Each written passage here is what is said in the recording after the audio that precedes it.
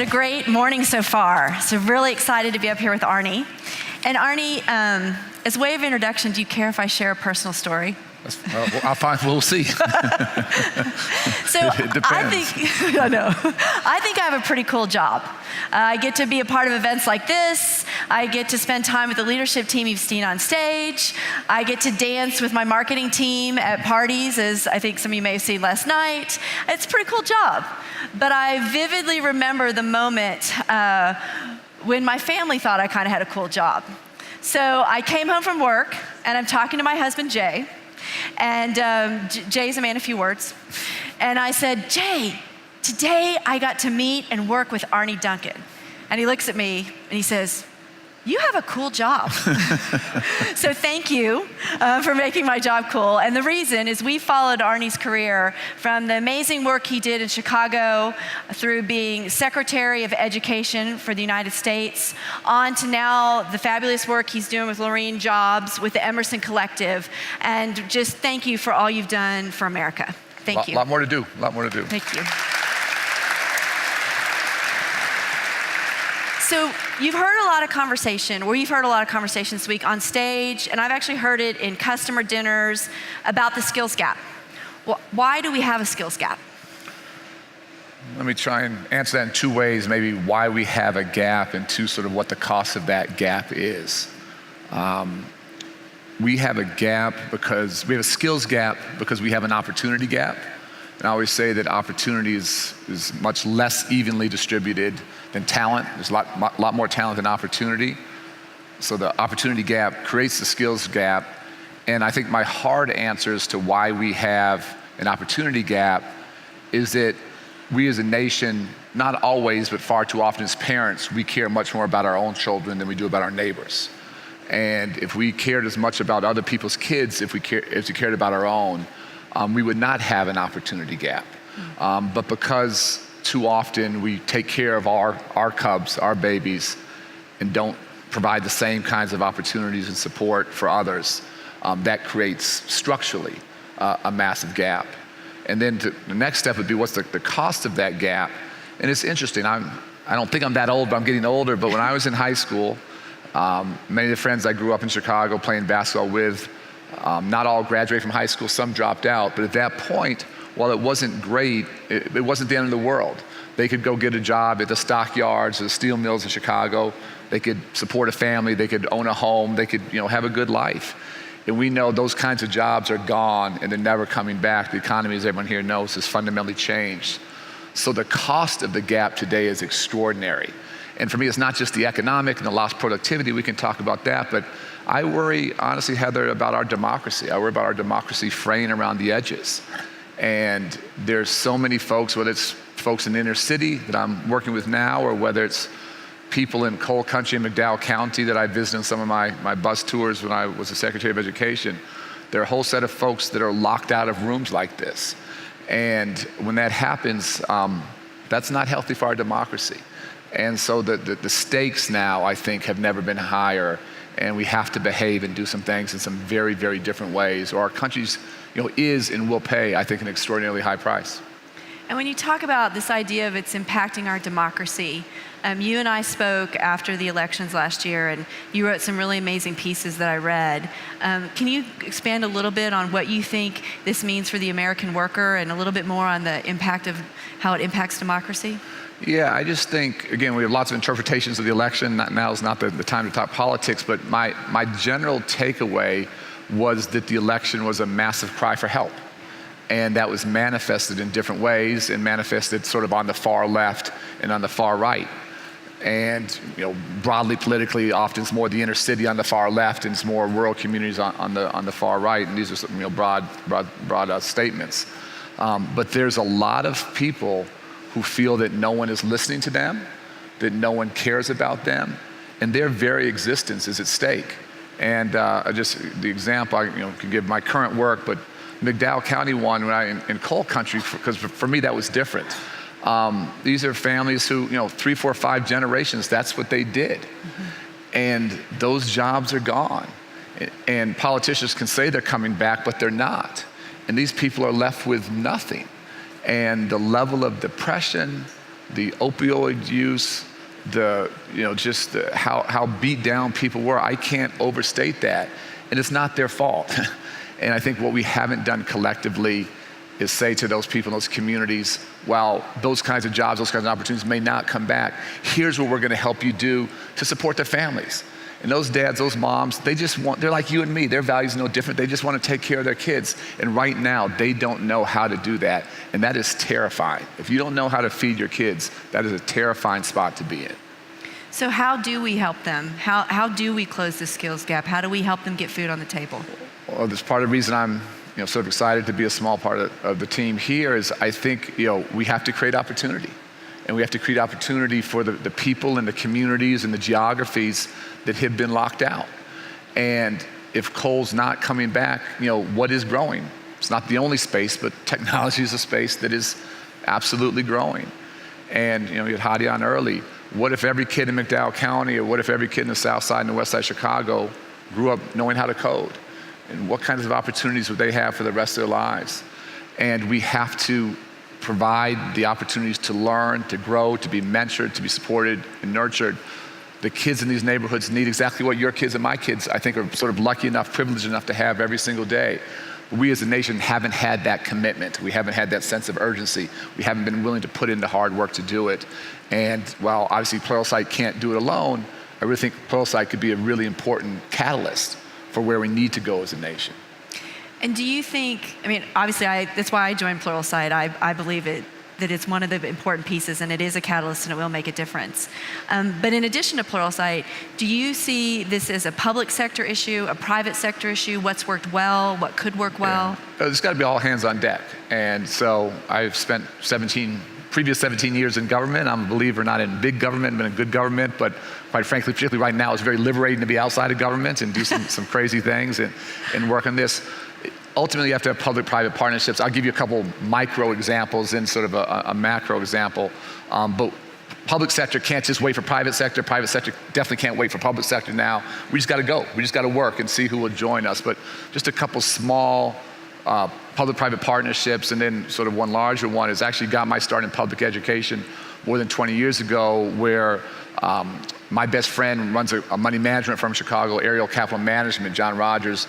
We started a small public school in the inner city on the south side in the neighborhood where my family and my mother had always worked. So it's a traditional public school, but we started from scratch, and it has a financial literacy curriculum based upon all of the expertise of the Ariel Capital Management team. So kids who have no access to the stock market are not just playing the stock market game, but they're investing real money by 6th grade in the stock market. When they graduate, they keep a third of the profits, a third goes back to the school, and a third goes to their philanthropic gift to the community. So learning some skills that, again, in that community would never have access to that.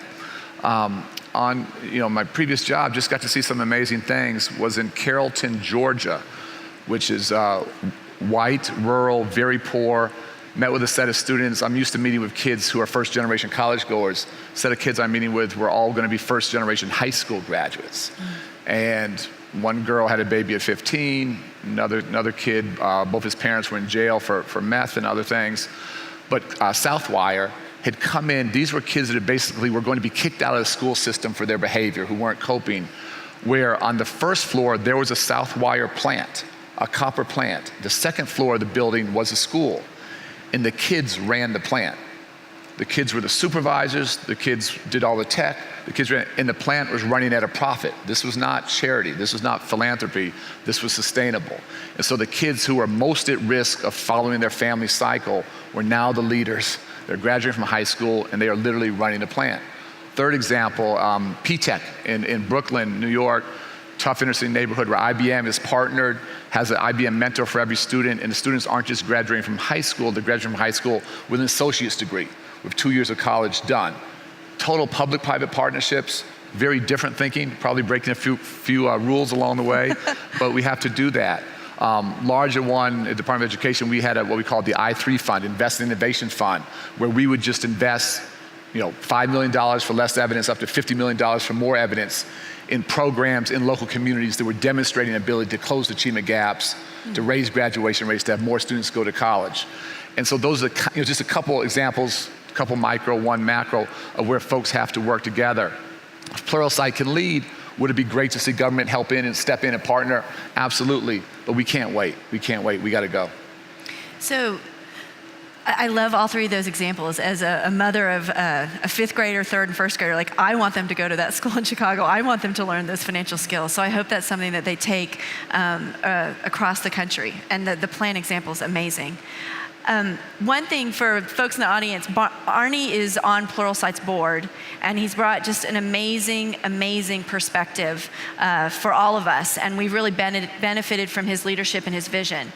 So I know why we benefit from having you on our board, attending the board meetings, but why did you choose Pluralsight? I'm sure a lot of boards have been courting you. Why did you choose us? Yeah, I thought about it a lot and have limited, I'm so sort of obsessed. I'm working now on trying to reduce violence in Chicago, and it's horrific, and so that's where I have to stay focused. But there's a series of things about Pluralsight that just made me feel like as a step coming outside of government, this would be a great place for me to learn and grow and hopefully contribute a little bit. First, just the integrity of the team, and for me, there are lots of folks who are less pure in their motives, and for me, that was a threshold question in terms of integrity and values, so that just felt right. Had never met Aaron before, spent some time with him and you guys and the team, and just in terms of confidence in the leadership and the vision and where it's going, being in it for the right reasons, that felt fantastic. The adult learning space, I've spent a lot of time on, but not enough. And we sort of talk about, K-12 and higher ed, and obviously birth through 22 is pretty darn important, but sort of 25 to 75, I would argue, is as important, if not more important, and being able to spend some time in that adult learning space was huge for me. And then I'm just obsessed with the idea of scale. Like, I'm not interested in any more small pilot programs. It's like, how do we do this not for a community or a school or a neighborhood, but how do we help people, not just nationally, but internationally, build better lives for themselves? So the combination of leadership, values, adult learning space, ongoing learning, this whole democratizing of education, and trying to do it at scale, for me, it just felt like a perfect fit.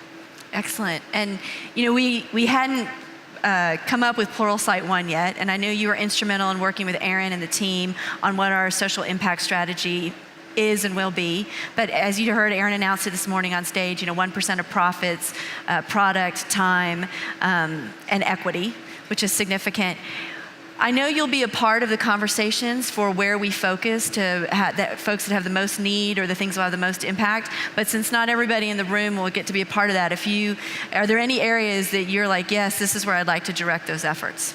Yeah, so I'll go back to where we started, sort of on this skills gap and this opportunity gap, and not everyone may agree with me here, but my personal belief is that right now as a country, we're actually a lot less divided around race and class than we are around educational opportunity.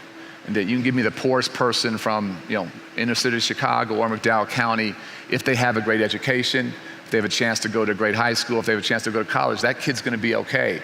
But without those kinds of opportunities, it's not gonna happen. I worry about us in the United States moving more towards a caste system where you are born determines where you end up, and not a class system where there's a sense of upward mobility. So for me, the goal would be, 10 years from now to be sitting here, and that half the participants in an amazing conference like this would have been born into, let's say, the bottom 2 quartiles of the economic distribution. And if through educational opportunity, through supports, through mentoring, through internships, they have a chance to do better than what they were born into, that would be amazing. But if all we're doing is perpetuating the haves and the haves getting more, and then we're actually part of the problem. We're exacerbating that dividing line. So for me, that would be the win, would be to see rooms like this and leadership of companies across the country where the leadership, not just employees, but the management of the teams come from a much broader cross-section. Yes, of gender, yes, of geography, but for me, really around economic starting points. We all want to keep the American dream thriving. And you're right, it's at risk right now. I mean, I personally, my father was the first person in his entire extended family to go to college. And they weren't sure that it was worth it. Yeah. He got a lot of pressure from his family not to go. Yeah. And so how do we keep that up, multi-generational with the generations to come? So one final fun question. So those of you may or may not know, Arne has played professional basketball, and he was the MVP of the celebrity basketball tournament in 2014. I was gonna try to get some footage, but don't worry, I didn't. please don't. Please don't. That's going way too far. So I have one fun question to end on. Who has been the most interesting person that you've played with and why? The funniest is Kevin Hart. He doesn't stop talking. He's talking the whole time. Before the game, during the game, halftime. He's the hardest working man in showbiz. He is much funnier than he is a better basketball player. The best players, you won't be surprised, are the women. They're the ones in shape. So Elena Deladon, Skylar Diggins, Swin Cash, those are teammates I most enjoy playing with in those games. Oh, I like that. I didn't know that answer, but I like that answer. Let's clap for that.